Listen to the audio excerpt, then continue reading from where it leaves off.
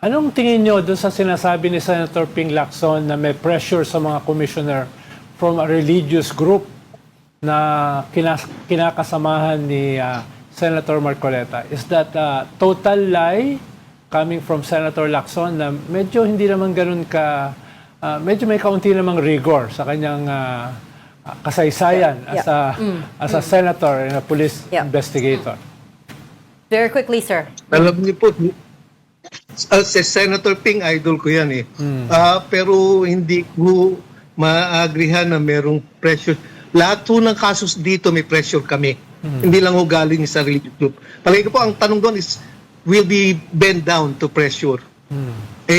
Speaking for myself and for everyone, for my co-commissioner, especially the chairman. Kita nyo naman po ako, hindi ako,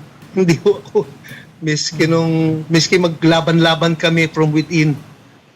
Basta kung ano ho, siguro ho kami totoo where the facts take us. Kaya lang masyadong blunt minsan, kaya nagagalit po ang tao, kaya ho hindi kami naiintindihan. Pero hindi po kami nagbabag doon sa pressure. Lalo na po ako, retarded na ako next year. Hindi na ho ako matatakot. Di ba ho, ano? And yet, Retarded na ako next year. Commissioner, you keep saying your hands are tied. That you can only do so much. Ano ba talaga? By the law, ma'am. By the law po. By the law. It's the law that ties our hands. Not, hindi po lahat. Problema po sa batas.